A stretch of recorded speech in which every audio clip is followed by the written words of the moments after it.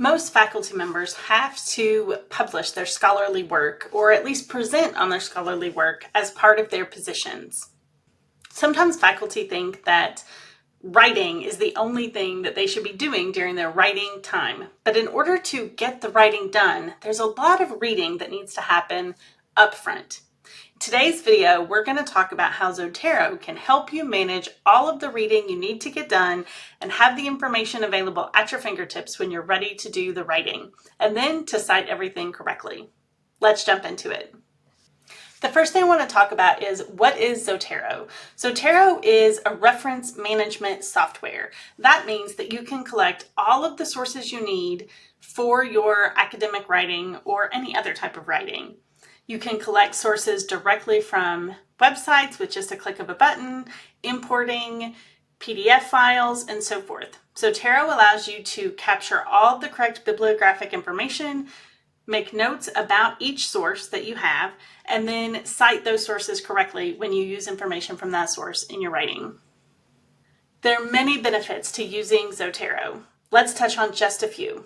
First, you will know that all of your reference material is located in one place. You will no longer have to go searching, where did I save that article? Which computer was I on for that? When I found that source, is it on my phone? So everything will be saved in one location. All of your notes about that source can also be saved in that same location. You can make notes and highlights and annotate a PDF directly in Zotero. Another benefit is you don't have to remember all of that nitpicky citation information for each different citation style.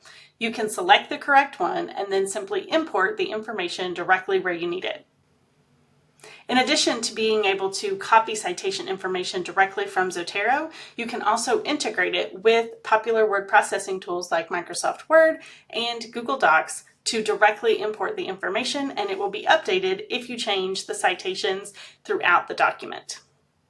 The first thing you're going to need to do, of course, is download Zotero and set up an account. That's easy to do at zotero.org.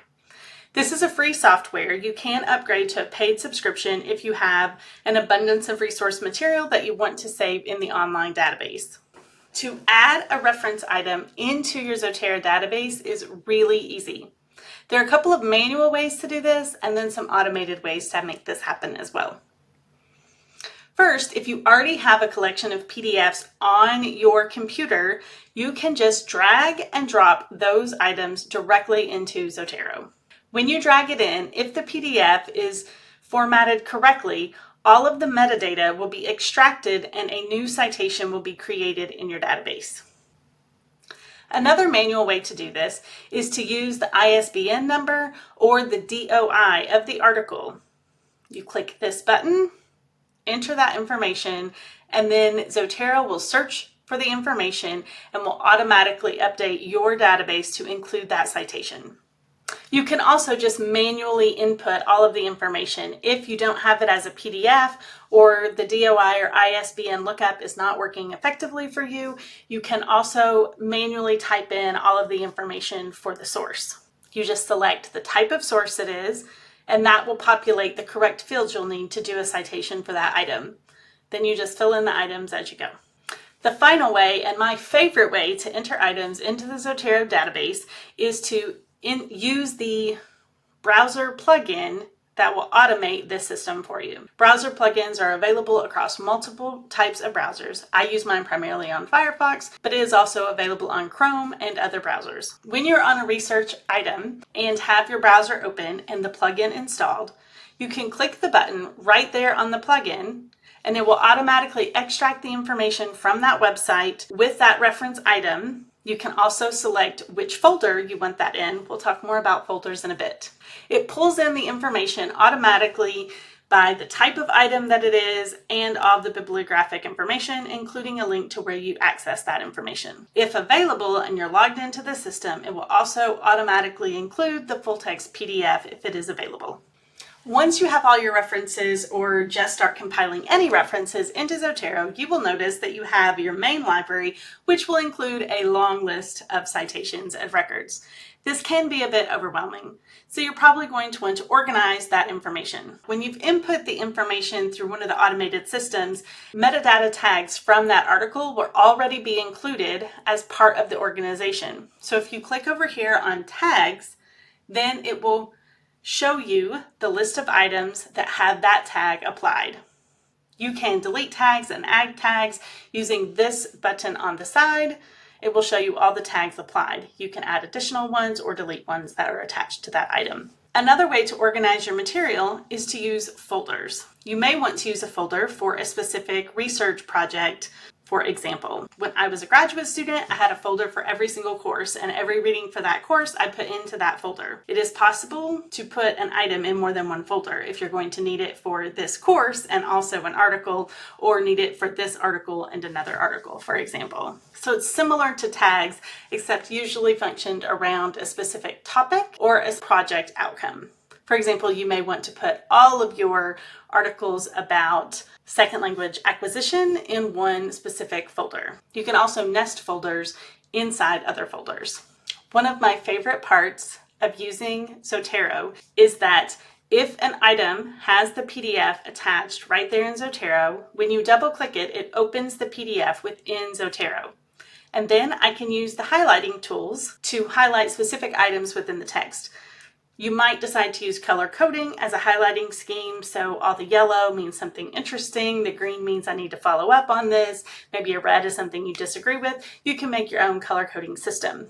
So as you read, you can add highlights anywhere in the document. You can also use this button to draw a square around that item, and it will capture that specific item. You'll see why that's important in just a bit. Anytime I make a highlight around any document or highlight words on the page, I'm also able to add a note by clicking on the highlighted area, and the note window appears where I can add any notes that I would like to have. Of course, as you're reading and thinking of ideas, sometimes you don't necessarily want to put the ideas right on the PDF.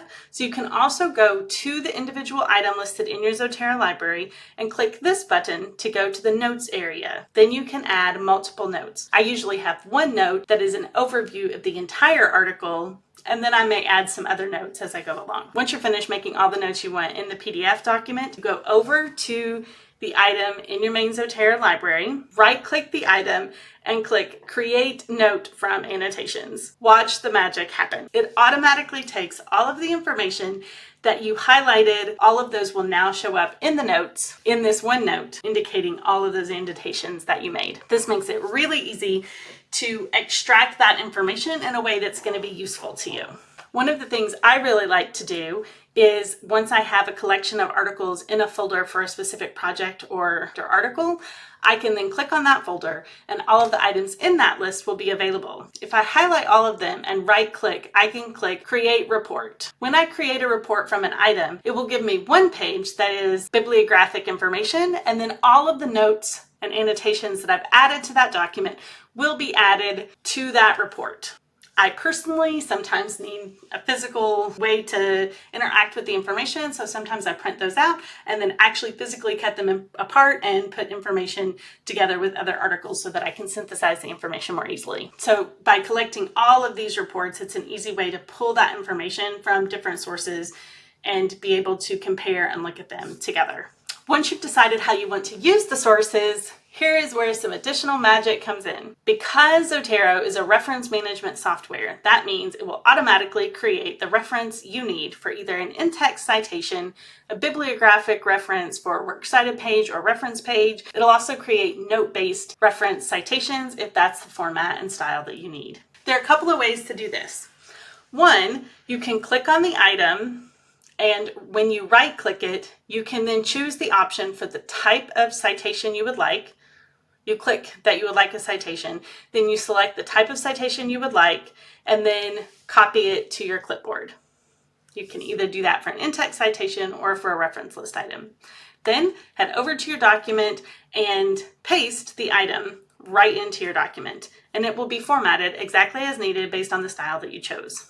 To make this even easier, you can also use Zotero with a plugin inside Microsoft Word or Google Docs. It may also work with other word processors, but I don't use those. When you link your Zotero to that word processing software, when you want to insert a citation, you go up to the Zotero button. When you click that, you enter the name of the citation you would like and then select it. Press return. If you need to include multiple citations, you just add each one to that window. When you click return, it will include the citation right there. If you need special information in the citation, so for example, if you already included the name of the author within the text, then you can click this drop down and then not include the author name, but you could include a page number if you've used a quote or your citation style requires it. Again, press enter and it will include the information directly as you need it in your paper. The best part about this is when you go down to the Works Cited or Reference area, you can insert that reference list by clicking the Zotero button,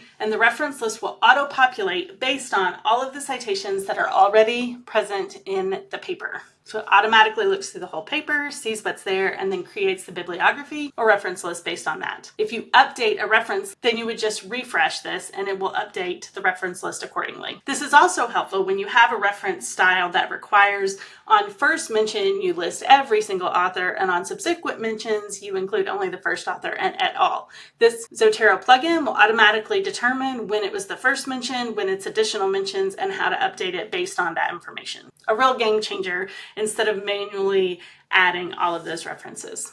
The other thing Zotero can do is to help you keep on top of the reading that you need to do for your field. It's not going to go out and automatically search for sources and tell you what to read. You can do that in Google Scholar, set up alerts to be sent to you. When those alerts come, click and open them. If you find an article you want, add it to your Zotero by clicking here, and then you can choose the folder, and you could create one that says to be read or up next or any title you want to give it that means you haven't read it yet and you need to do that. Once you've read it, you can move it out of that folder. When we're trying to be productive scholars in our fields, it's important that we remember that our goal is to be in conversation with other scholarship in our field. That means we need to read the scholarship in order to understand what's already out there, how our work, our knowledge, our research fits into that conversation. By regularly reading published articles, book chapters, books, and so forth, we're able to develop an understanding of the style of writing required to be a published author. Not just making it up, we can actually use those sources to start building understanding of how articles are written, how arguments are made, how statistics are phrased in the results section, and so forth. Reading is a critical part